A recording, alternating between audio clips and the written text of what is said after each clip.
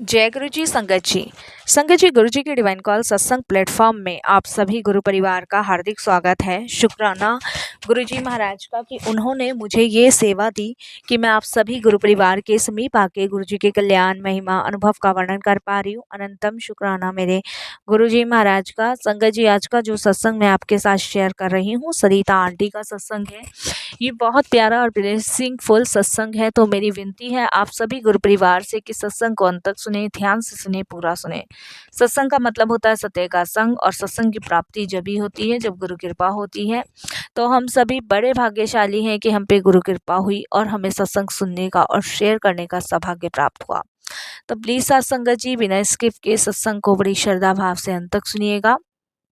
इसके अलावा अगर आप भी अपने सत्संग अनुभव शेयर करना चाहते हैं तो हिंदी में साफ राइटिंग में आप अपना सत्संग लिखकर हमारी जीमेल आईडी पर सेंड कर सकते हैं, ताकि आपके द्वारा सुनाए गए सत्संग से जो भी गुरुजी महाराज की नई जुड़ने वाली संगत होगी उन्हें गुरुजी के कल्याण महिमा अनुभव के बारे में ज़्यादा से ज़्यादा पता चलेगा। सत्संग आपको पसंद है तो आप इसको लाइक कीजिए, चैनल को सब्सक्राइब कीजिए, वीडियो को ज़्यादा से ज़्यादा संगत में शेयर ज़रूर कर दीजिएगा और बेल आइकन दबाना बिल्कुल भी नहीं भूलिएगा। जब भी कोई लेटेस्ट सत्संग आएगा उसका नोटिफिकेशन आपके पास आएगा। तो चलिए संगत जी चलते हैं गुरुजी महाराज के सत्संग की ओर।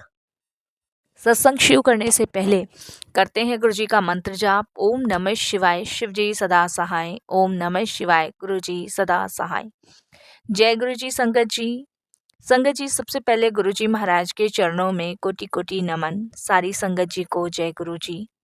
मैं गुरु जी महाराज का अनंतम अनंतम शुक्राना करती हूँ कि उनकी असीम कृपा से मुझे सत्संग शेयर करने का मौका मिल रहा है।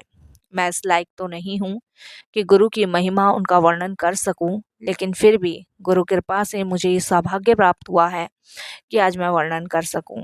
संगत जी सबसे पहले मैं यही कहना चाहूँगी कि गुरु एक ऐसी खुशबू है जिसको महसूस किया जा सकता है। वो कोई दर्द नहीं है, वो कोई दुख नहीं है, वो कोई परेशानी नहीं है। वो एक प्रेम की ऐसी मूरत है जिसे हम सिर्फ महसूस कर सकते हैं। किस्मत तो सबकी लिखी जाती है साथ संगत जी, लेकिन किस्मत बदल वही सकता है जो पूर्ण सतगुरु होता है। और ये पूर्ण सतगुरु हमारे गुरुजी महाराज हैं, जिनके चरणों में मैं कोटि कोटि नमन करती हूँ, तहे दिल से उनका शुक्राना प्रकट करती हूँ। संगत जी जीवन की कुछ ऐसी धारणाएं हैं जिनको शब्दों में व्यक्त नहीं किया जा सकता, जिनकी माला बनाकर सिर्फ गुरु जी के चरणों में समर्पित की जा सकती है। तो शब्दों की कुछ माला मैं आज अपने गुरु के चरणों में समर्पित कर रही हूँ। और मैं ये बताना चाहती हूँ कि पहली मुलाकात गुरु जी से, पहली जर्नी गुरु जी के साथ कैसे शुरू हुई। हमारे घनिष्ठ मित्र थे जिन्होंने हमें गुरु जी के बारे में बताया। उस टाइम ये बात 2003 की है, और जब उन्होंने गुरुजी के बारे में हमें बताया कि यहाँ पे दिल्ली में एक गुरुजी हैं जिन्हें पूर्ण सतगुरु भी कहा जाता है और भोलेनाथ माना जाता है, परमेश्वर वास करते हैं उनमें। तो उन्होंने मुझे गुरुजी के बारे में बोला और बोला सरिता जी आपको वहाँ जाना चाहिए, उनका आशीर्वाद लेना चाहिए। मैंने उनको मना कर दिया। मैंने उनको कहा कि मैं किसी बाबा बाबा के चक्करों में नहीं पड़ती हूँ और ना ही मैं किसी गुरु गुरु को मानती हूँ।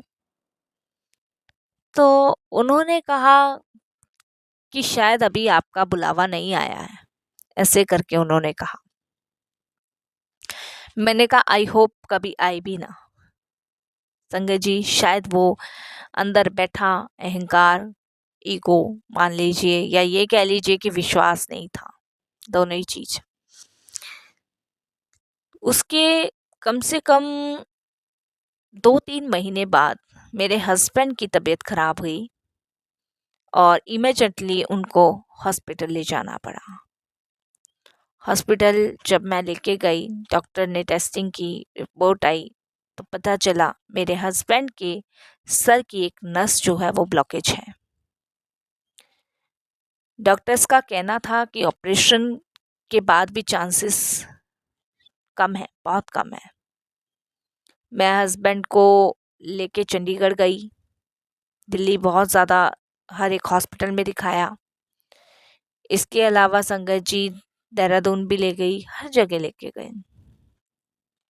रिलीफ नहीं मिल रहा था, पेन बहुत ज़्यादा होता था और इस कदर दर्द में थे मेरे हस्बैंड, जैसे मानो कि दुनिया जहां से उनके सर को कुरेदा जा रहा है।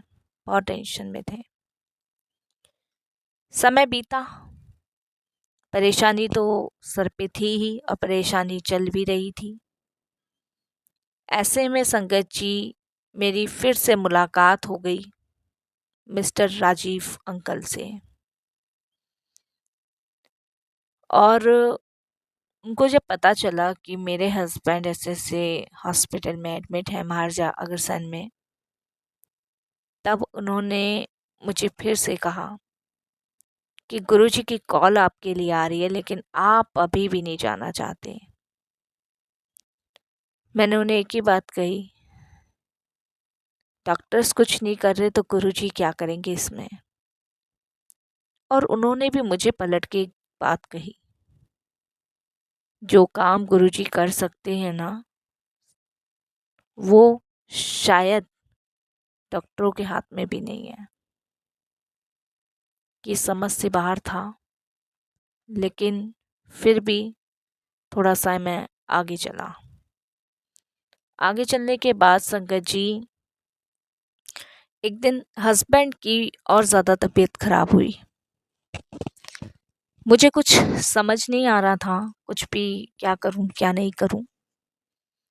मेरे सामने एक परछाई सी आई, एक ऐसी परछाई संगत जी जिसको समझ पाना बड़ा मुश्किल था मेरे लिए, और मैं समझ भी नहीं पा रही थी। और उस समय संगत जी मेरे बहुत सारी चीज़ें समझ से बाहर थी। मुझे कुछ भी समझ नहीं आ रहा था कि आखिर ऐसा क्यों। संगत जी आंखों के सामने उस दिन अंधेरा सा छा गया था और एक धुंधली सी तस्वीर मेरे सामने आई। उसके बाद मुझे कुछ नजर नहीं आया। समय बीता, 2-4 दिन और हुए और मेरे पास फिर से उन अंकल का आना हुआ, और मेरे को परेशान देखकर उन्होंने फिर से मुझे यही कहा, मेरे ख्याल से आपको गुरुजी का आशीर्वाद ले आना चाहिए। उनकी बात सुनकर मैंने डिसाइड किया कि मैं गुरुजी के पास जाऊंगी। हस्बैंड की ये परेशानी देख के मुझसे रहा नहीं गया और मैं उसी दिन शाम को गुरुजी से मिलने चली गई। पता तो कुछ था ही नहीं। और फर्स्ट ऐसा मंदिर मैंने देखा साथ संगत जी, जहाँ पर यकीनन इतनी शांति, इतना सुकून,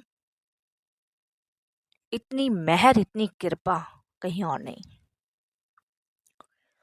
मैंने माथा टेका, संगतों में बैठी, शब्द बानी चल रहे थे। हालांकि में मुझे किसी चीज़ की प्रॉब्लम नहीं थी। सबसे ज़्यादा जो दिक्कत थी वो मेरे हस्बैंड की बीमारी की थी। भगवान की कृपा से रुपए पैसे किसी चीज़ की कमी नहीं थी, किसी भी प्रकार की, लेकिन मन फिर भी विचलित रहता था। ऐसे में गुरुजी के दर्शन पाके मन बहुत शांत हुआ। मन शांत होने के बाद आप बिलीव नहीं मानोगे कि मैं अपना सब कुछ वहाँ गुरुजी के चरणों में छोड़ आई। पहली बार में छोड़ आई। मैं मेडिटेशन में इस कदर खोई कि वही परछाई, वही चीज मुझे गुरुजी के अंदर नजर आई। जो मुझे लेके गए थे उन्होंने गुरुजी से मेरा परिचय कराया और गुरुजी को बताया कि गुरुजी, सरिता आंटी, इनके हस्बैंड आर्मी में हैं और ऐसे ऐसे इनकी नस ब्लॉकेज है, हर जगह दिखा लिया, आर्मी हॉस्पिटल, इधर उधर सब जगह, पर कोई फर्क नहीं। गुरुजी एकदम से कहते हैं, आर्मी वाले हो तो ले आ कल अपने पति नु, ऐसे करके बोले। मैंने गर्दन हिलाई, लंगर किया और आज्ञा लेके चली गई। साथ में मेरे हस्बैंड को शुगर भी था उन दिनों। संगत जी,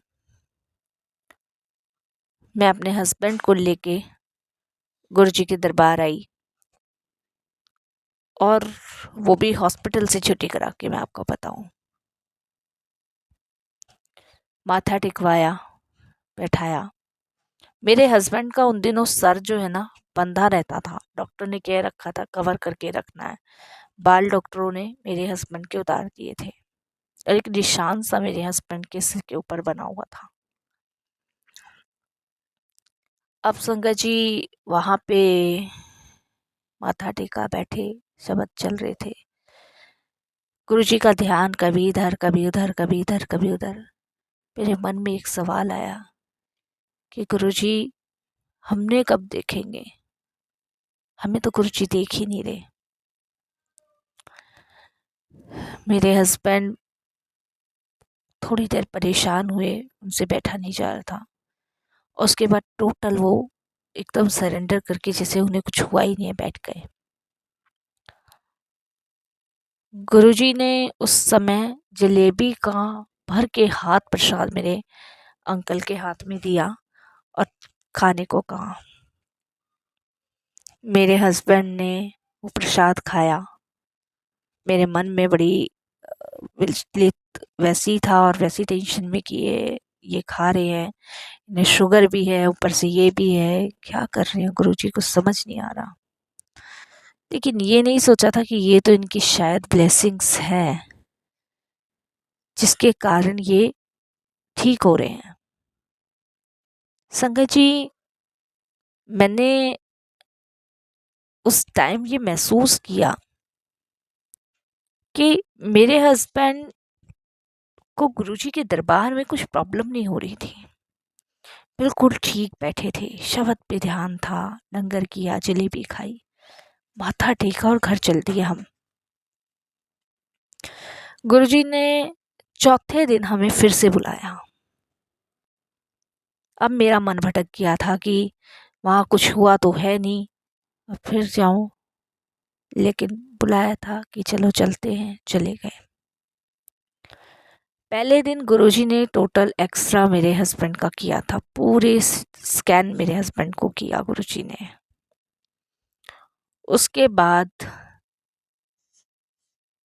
चौथे दिन गुरुजी ने कहा, इसका तो ब्रेन भी डैमेज है, इसको तो ब्रेन ट्यूमर भी है। मेरे समझ नहीं आया कि क्या गुरुजी ने कहा। गुरुजी ठेठ पंजाबी बोला करते थे और हमें समझ नहीं आती थी। वहाँ सेवादार हुआ करते थे, वो हमें समझाते थे। उसके बाद संगत जी, गुरुजी ने मेरे हस्बैंड को एक रुद्राक्ष की माला दी और पहनने को कहा और एक लोटा ब्लेस किया जिससे नहाने को कहा। संगत जी, आप बिलीव नहीं करोगे, इतनी बड़ी ब्लेसिंग से मेरे हस्बैंड आज तक ठीक है। मेरे हस्बैंड की एज 85 के आसपास है और आप बिलीव नहीं करोगे, मेरे हस्बैंड बिल्कुल ठीक है। गुरुजी ने उनको 101 साल जीने का आशीर्वाद दिया है और ये गुरुजी ने अपने वचन में कह दिया था कि अंकल 101 साल जीने का तुझे आशीर्वाद दे रहा हूँ। 85 के मेरे हस्बैंड हैं और गुरुजी का कहा हुआ कथन हमेशा सत्य ही से साबित होता है। क्यों? क्योंकि जब महापुरुष वचन करते हैं तो दुनिया की कोई ताकत नहीं जो उसे काट दे। भगवान तक भी आपकी अर्जी तभी कबूल होगी जब सतगुरु आदेश देंगे। और ये वचन कोई आम वचन नहीं है। मैं कभी भी चली जाऊं, मुझे कोई फर्क नहीं पड़ता, लेकिन मेरे जीते जी मेरा सुहाग मेरे सामने है, तो इससे बड़ी सौभाग्य की बात कोई है ही नहीं। आज भी मेरे हस्बैंड ठीक हैं, चलते हैं, फिरते हैं, खाते हैं, कोई खांसी नहीं, कोई जुकाम नहीं, कोई ट्यूमर नहीं, कोई नस ब्लॉकेज नहीं, ऑलमोस्ट फिट। ये गुरु कृपा है, ये गुरु ब्लेसिंग्स है, ये गुरु मेहर है। संगत जी, जीवन में इंसान इतना ज़्यादा थक जाता है ना कि उससे समझ नहीं आती कि वो किस दिशा में जा रहा है और किस दिशा से बाहर निकल रहा है। लेकिन गुरुजी ने हर एक दिशा का, हर एक चीज का मार्ग बनाया है। चाहे आप किधर को भी चले जाओ, उधर ही आपको गुरु कृपा प्राप्त होगी। मैं हमेशा संगतों को यही कहती हूँ, गुरु नाल अपना डायरेक्ट कनेक्शन जोड़ो। गुरुजी तो बहुत बार बुलावा भेजते हैं, लेकिन हम अपनी मूर्खता में आके, अपनी बेवकूफ़ी में आके उस बुलावे को ठुकरा देते हैं। हमें तो ये भी नहीं पता होता साथ संगत जी की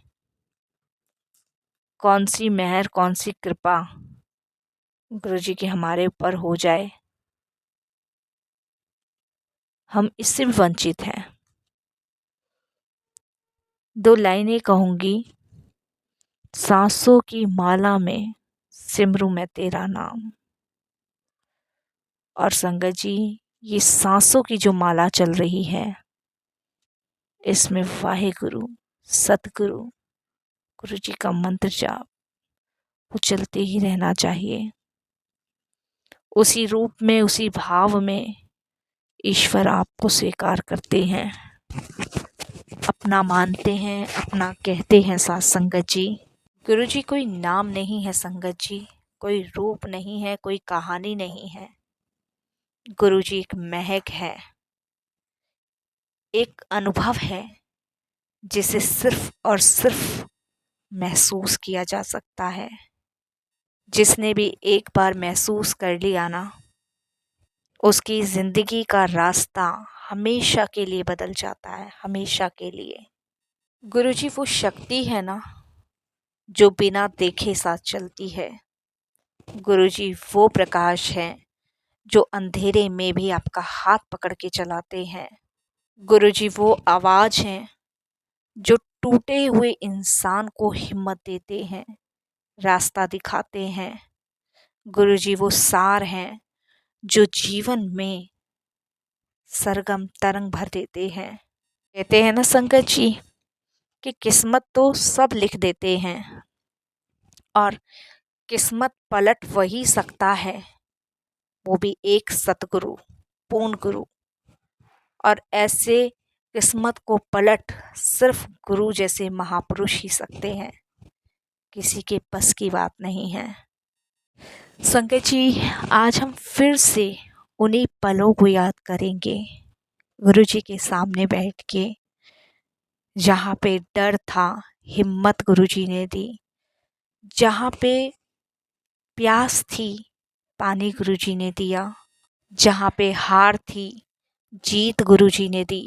बस गुरुजी महाराज की वजह से ही उस रोशनी की किरण महसूस की। शुक्राना मेरे गुरुजी, शुक्राना। यहीं पे मैं सत्संग को विराम दूंगी। ओम नमः शिवाय। शिव जी सदा सहाय। ओम नमः शिवाय। गुरुजी सदा सहाय। जय गुरु जी महाराज।